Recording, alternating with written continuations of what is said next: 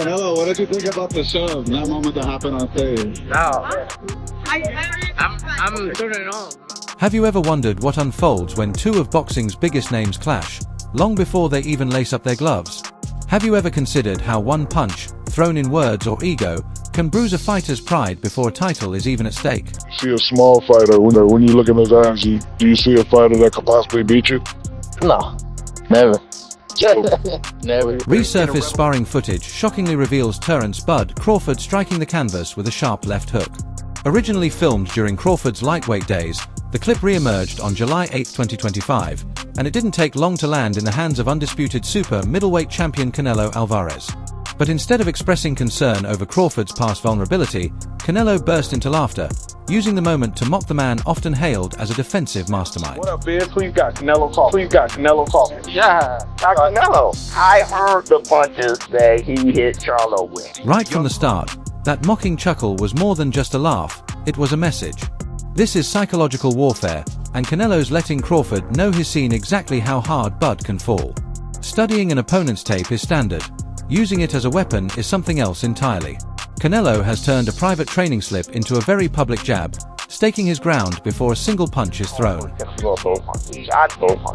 know he's a great warrior. When you come from 147. In that clip, a young Crawford wasn't just sparring with anyone, he was up against middleweight contender Carlos Adams. Adams later responded with his own take, reminding fans that Crawford was only 19 at the time, still developing his skills, and naturally outmatched by a seasoned, full-grown puncher. Speaking in June 2024, Adams hinted that if Crawford had faced a mature middleweight in a real fight, the outcome would have been a very different story. I don't even know what that means. I don't know if that means that Crawford is so great and he can do that, or that means that Charlo. Amid the laughs and trash talk, Canelo's resume speaks volumes.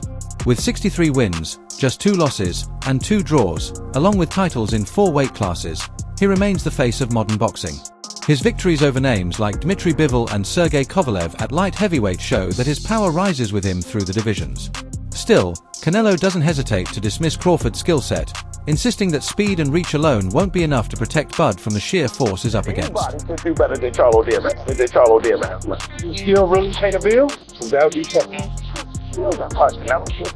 The typical nose-to-nose photo op took a wild turn when Crawford suddenly shoved Canelo, igniting instant chaos.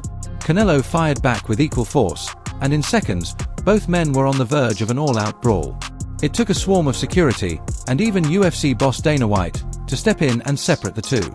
Cameras captured Crawford smirking, clearly ready for round 2 of the shoving match, while Canelo stood locked in place, eyes smoldering with silent rage. Don't worry about it. Don't worry about it.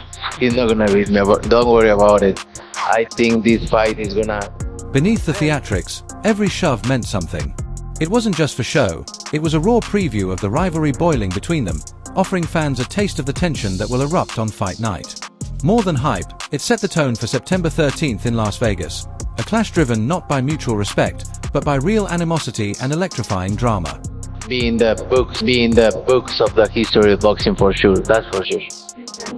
For sure, them belts coming with me. Then there's Canelo's trademark swagger on full display at press conferences. In one bold moment, he declared that if the money's right, somewhere around a staggering $150 million, he'd take the Crawford fight without hesitation. The comment made it clear, for Canelo, it's not just about legacy but also the paycheck that justifies the risk. He framed the showdown less as a battle for greatness and more as a high-stakes business deal. You can see it, but it's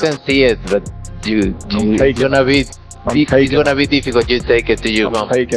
Crawford fired back in interviews, highlighting a key difference. While Canelo moved up to 175 pounds and came up short, he climbed the ranks and came out on top. That, Bud argues, proves he can handle bigger opponents. It's a sharp counter meant to undercut Canelo's claims of size dominance. In Crawford's eyes, he's already defied expectations, so stepping up once more doesn't intimidate him in the slightest. I know Turkey is in your corner, but look, it's gonna be very difficult. He's gonna be so mad that day. The back and forth only adds fuel to the fire. Two-division world champion Andre Ward jumped into the conversation on podcasts, throwing his full support behind Crawford, citing his unmatched willpower and ring IQ.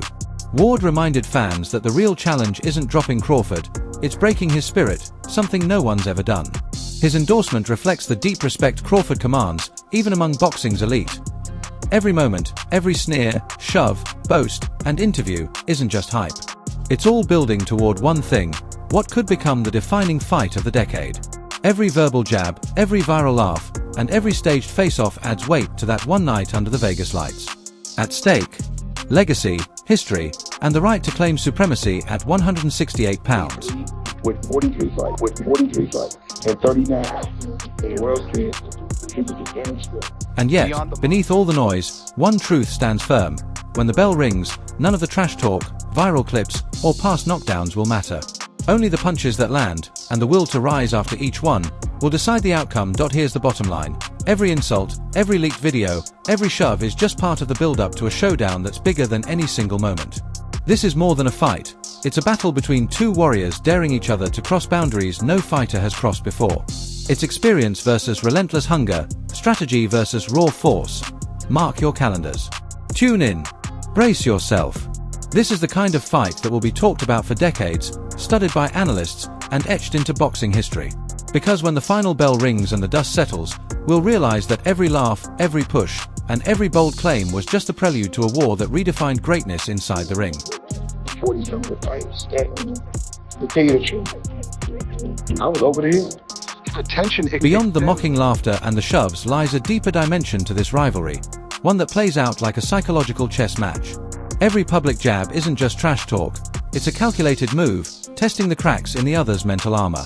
When Canelo released that old sparring clip, it wasn't just about gloating, it was a strategic strike, putting Crawford's past vulnerability on full display. In that moment, he wasn't questioning Bud's skills, he was questioning his composure. Crawford knows that firing back too aggressively could feed right into Canelo's game. But staying silent, that risks being read as weakness. It's a delicate balance, and both fighters know the stakes go far beyond the ring. 6 eyes to be Floyd. Floyd better than you? Physically, this matchup is a clash of opposites. Canelo brings compact, explosive power, muscle built over years of climbing weight classes. At 168 pounds, his frame is a finely tuned machine, built to deliver punishing shots with precision. Crawford, in contrast, offers length, agility, and the fluid speed carried up from his lightweight days. His reach remains one of his greatest weapons. But at super middleweight, power hits differently. The question now is whether Crawford's leaner frame can withstand the kind of shots that aren't just quick, but devastating. He's trying to beat everybody. I beat everybody. How you feel about them not fighting each other? That's cool. Their training camps mirror the stark contrast in styles. Canelo's camp centers on controlled strength training, paired with explosive heavy bag sessions designed to maximize power. His sparring partners are chosen to replicate brute force and relentless pressure, not speed or finesse. Crawford's camp takes a different route, emphasizing agility drills and defensive sparring, often against southpaws. They focus on slipping wide, creating angles, and keeping opponents at range. Each camp is sharpening its own brand of weaponry, preparing for a collision where style, strategy, and execution will determine who comes out on top. They don't need to fight each other. Play each other. Was there anybody ever... They can beat up everybody else. Was there anybody ever like that in boxing with you? Nutrition and recovery quietly play a pivotal role in the build-up to this clash. Canelo follows a meticulously calculated diet, with every gram of protein and calorie precisely measured to preserve his muscle mass while keeping stamina high. His team treats nutrition like science, fueling power without compromising endurance. Crawford takes a different path, leaning on his naturally efficient metabolism. His meals are lighter, designed to sustain long-distance runs and grueling cardio sessions. His camp often points to his superior conditioning as a key weapon in drawn-out wars. These contrasting approaches highlight how, even at the dinner table, strategy is in play. No friends in this business field. I think Cam Bradley. The promotional trail has evolved into its own spectacle.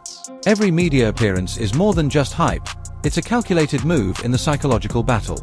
When Canelo jokes about Crawford's power not translating to the higher weight class, he's not just being playful, he's planting seeds of doubt in the minds of casual fans.